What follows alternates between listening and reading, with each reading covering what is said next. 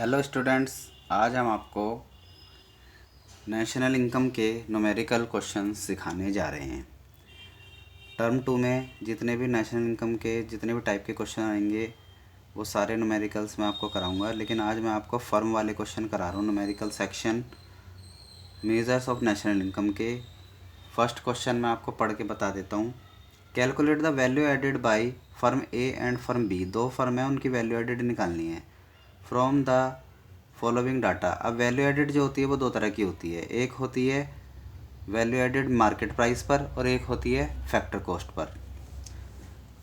तो इसमें कौन सी पूछी है, इसमें बताया नहीं कि मार्केट प्राइस वाली पूछी है या फैक्टर कॉस्ट वाली। तो आप जब ऐसा स्पेसिफाई ना किया हो तो आप हमेशा मार्केट प्राइस वाली वैल्यू एडेड निकालेंगे। तो इसमें दिया क्या क्या है मैं एक बार क्वेश्चन पढ़ के आपको एक्सप्लेन कर देता हूँ। Purchase by firm A from the rest of world. पूरी दुनिया से फर्म ए ने परचेज़ किया था 40 लाख रुपए का कोई सामान। सेल्स बाय फर्म बी, फिर फर्म बी ने सेल करा था 100 का। Purchase by firm A from firm B, firm A और फर्म बी की आपस की ट्रांजैक्शन है ये, यानी फर्म ए ने परचेज फर्म बी से किया था 60 लाख का कोई सामान। सेल्स बाय फर्म ए, फिर फर्म ए ने सेल किया। Export by firm A, opening stock of firm A, closing stock of firm A, opening stock of firm B, closing stock of firm B, purchase by firm B from firm A. ये आपस की transaction है। तो सबसे पहले मैं आपको एक बात बताता हूँ। क्वेश्चन करने से पहले क्वेश्चन करने का तरीका क्या है, सबसे पहले आप एक बात का ध्यान रखना कि सेल्स का मतलब change in stock, closing stock और एक्सपोर्ट, इन सब का एक ही मतलब होता है। अच्छा, अब कॉस्ट का मतलब क्या होता है? कॉस्ट का मतलब होता है परचेज, इंपोर्ट,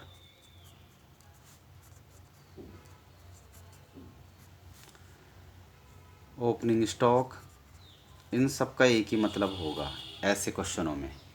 तो करने का तरीका बहुत ही आसान है। पहले हम यहाँ पे लिखेंगे, ये मैं क्वेश्चन फर्स्ट सॉल्व कर रहा हूँ। क्वेश्चन आपके सामने फर्स्ट यहाँ पे है फर्म ए और बी। यहाँ पे लिखेंगे सेल्स, कॉस्ट और यहाँ लिखते हैं वैल्यू एडेड।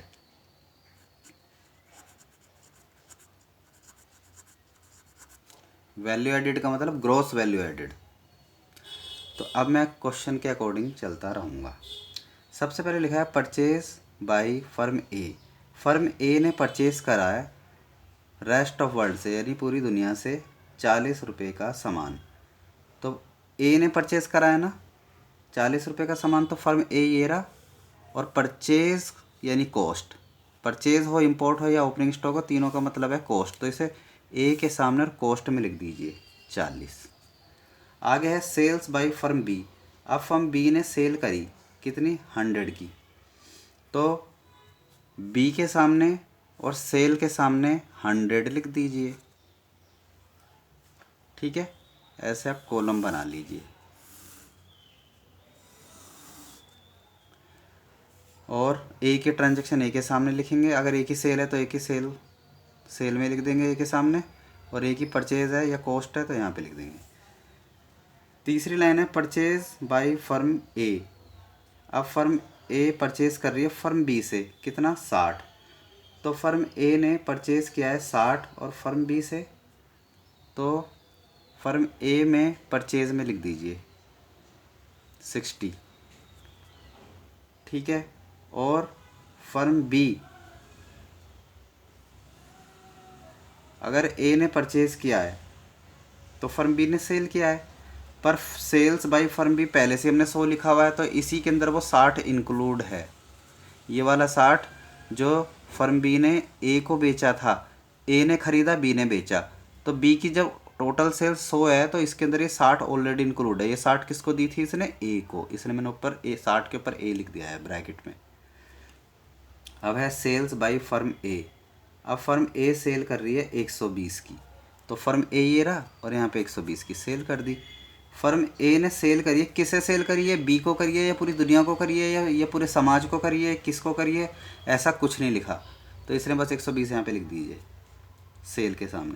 अब export by firm A, export हुआ फर्म ए के द्वारा 40 का, तो एक्सपोर्ट देखो ये रहा, एक्सपोर्ट का मतलब सेल होता है, तो एक्सपोर्ट यानी सेल करी फर्म ए ने, तो कितनी सेल करी है? 40 रुपीज़ की। Export by firm A 40 rupees, तो एक्सपोर्ट जो किया है फर्म ए ने वो 40 रुपीज़ का किया है, तो वो भी सेल के अंदर ही इंक्लूड है। अब firm opening stock of firm A, opening stock ये रहा, ओपनिंग स्टॉक का मतलब कॉस्ट होता है, तो फर्म ए का ओपनिंग स्टॉक 45 है, तो ए के सामने कॉस्ट में लिख दीजिए 45। Closing stock of firm A, अब क्लोजिंग स्टॉक है फर्म ए का 30 रुपीज़, तो ये जो क्लोजिंग स्टॉक है ये यहाँ पे लिखेंगे अलग से, क्योंकि सेल्स से अलग लिखना है क्लोजिंग स्टॉक, क्योंकि सेल्स और एक्सपोर्ट एक ही बात है, लेकिन क्लोजिंग स्टॉक सेल से अलग है। जैसे ट्रेडिंग अकाउंट में सेल अलग लिखी जाती थी और क्लोजिंग स्टॉक अलग लिखा जाता था, तो यहाँ भी सेल्स ये है, क्लोजिंग स्टॉक ये है, अलग लिखा जाएगा 30 रुपीज़ का। उसके बाद opening stock of firm B, अब ओपनिंग स्टॉक है फर्म बी का, तो फर्म बी ओपनिंग स्टॉक का मतलब कॉस्ट होता है, तो बी के सामने कॉस्ट में लिख दीजिए 40।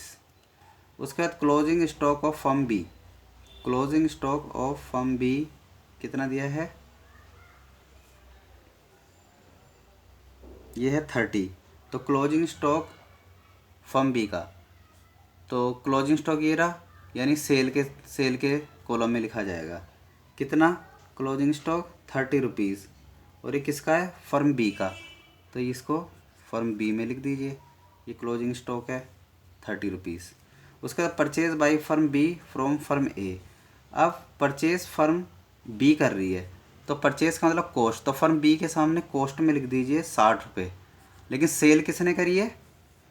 ए ने, तो ए की सेल के अंदर ये ऑलरेडी इंक्लूड होगा, अलग से नहीं लिखना इसे, क्योंकि यहाँ पे जो सेल करी थी ना, इस सेल में बी को करा था इसने 60 और बाकी रेस्ट ऑफ द वर्ड को करा होगा 60, तभी तो इसकी टोटल सेल 120 बनी। इसी तरह फर्म ए को बी ने बेचा था 60 का माल, तो बाकी 40 इसने रेस्ट ऑफ वर्ल्ड को बेचा होगा, आर का मतलब रेस्ट ऑफ वर्ल्ड। तो ये सिर्फ समझाने के लिए लिखा है मैंने, इसे लिखने की ज़रूरत नहीं है, आपको सिर्फ यहाँ पे प्योर सेल और क्लोजिंग स्टॉक, प्योर सेल और क्लोजिंग स्टॉक लिखना होता है। सेल्स में इंक्लूड होगा एक्सपोर्ट, और चेंज इन स्टॉक में आ जाएगा क्लोजिंग स्टॉक। अब यहाँ पर क्या है कि जो सेल हुई थी फर्म ए की, वो टोटल सेल कितनी हो गई? 120 और 30 यानी 150, और यहाँ पर कॉस्ट कितनी आई है? इन सबको टोटल करेंगे तो ये 145 आ जाएगी, तो ये 150 सेल है और ये कॉस्ट है, सेल में से कॉस्ट घटा देंगे, वही हमारा वैल्यू एडेड आ जाएगा, यानी फर्म ए का 5 आ गया। इसी तरह ये 100 है, ये 30 है, दोनों का जोड़ हो गया 130, और इन दोनों का जोड़ है 100, यानी सेल और क्लोजिंग स्टॉक मिला करके 130 है, जबकि कॉस्ट है 40 और 60 यानी 100।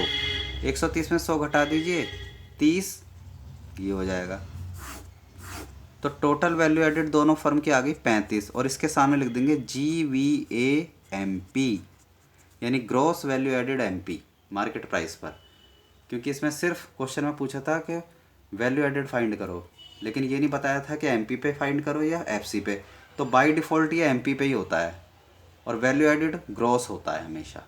तो ये पहला क्वेश्चन हो गया। अब मैं आपको एक क्वेश्चन सेकंड भी बता देता हूँ ताकि आपका कॉन्सेप्ट और अच्छा क्लियर हो जाए।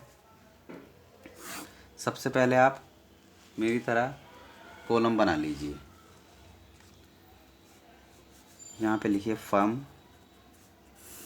AB, ये है कॉलम सेल्स का, ये कॉस्ट का, and this is value added. Question पढ़ते हैं।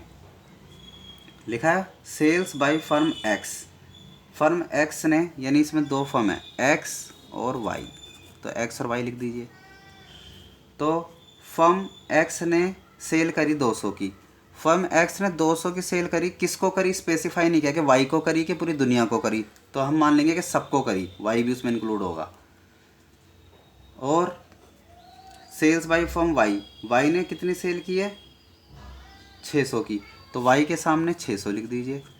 एक्स ने सेल करी तो सेल के सामने और एक्स के सामने 200 लिख देंगे, और वाई ने सेल की 600 की तो 600 लिख दिया। उसके बाद purchase by house hold from, house hold मतलब परिवार, परिवारों ने परचेज करा फर्म वाई से, यानी वाई ने बेचा होगा, तो परिवारों ने वाई से 400 का माल ख़रीदा है, तो यानी वाई की सेल ऑलरेडी दे रखी है यहाँ पे, तो यानी वाई ने परिवारों को 400 का माल बेचा होगा, वो इसी में इंक्लूड है, तो अलग से लिखने की ज़रूरत नहीं है, क्योंकि वाई की सेल दे दी। अब सेल उसने किसको करी, तो ये बता रहा है कि परिवारों को करी होगी 400 की, तो करी होगी, बाकी 200 दुनिया को करी होगी बाकी की।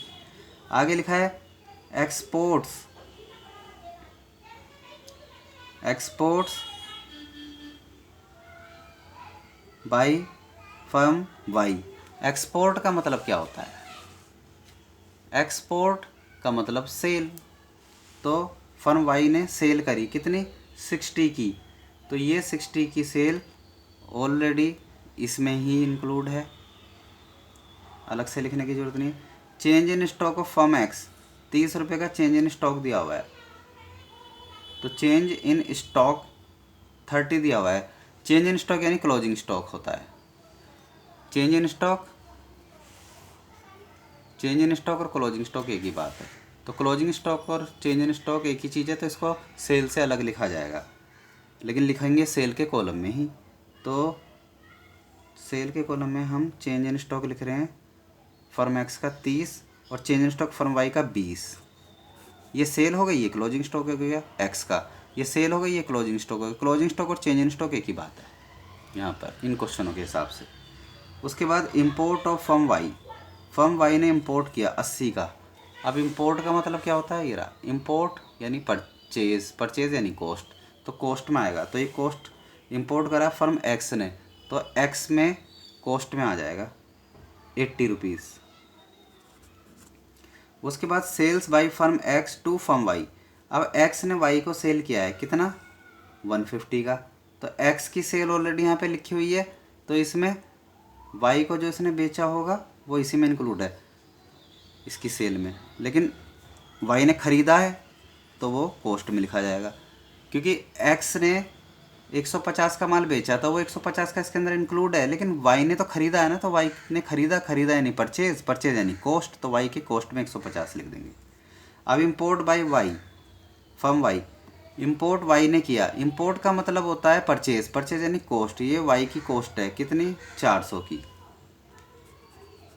ये इसने एक्स से ख़रीदा था और एक दुनिया से ख़रीदा होगा, तो इनको जोड़ दीजिए 230, उसमें से 80 घटा दीजिए, 230 में से अगर आप 80 घटाएंगे तो 150 आ जाएगा। ऐसे इन दोनों का जोड़ आ रहा है 620, 620 में से अगर आप इनका जोड़ 620 इधर आ गया और इधर आ गया 550, तो 620 में से 550 घटाएंगे तो 70 का आ जाएगा। तो दोनों फर्म की सेपरेट इंडिविजुअल वैल्यू एडिड आ गई, लेकिन हमें टोटल निकालनी होती है हमेशा क्वेश्चन के हिसाब से, तो ये हो जाएगी 220। यहाँ पे आंसर भी दिए हुए हैं, आप मैच कर सकते हैं। तो ये आंसर आ गया value, gross value added eight market price, तो ऐसे वैल्यू एडिड निकालते हैं। अब gross value added eight market price, अगर आपको इस मार्केट प्राइस को gross value added eight factor cost में कन्वर्ट करना है, ग्रॉस वैल्यू एडिड इस एमपी को आपको gross value added eight factor cost में कन्वर्ट करना है, तो जी से जी गया, वी से वी गया, ए से ए गया, एमपी से एफसी पे आना है, तो minus I T plus S कर देंगे, या सीधा माइनस एन आई टी कर सकते हैं।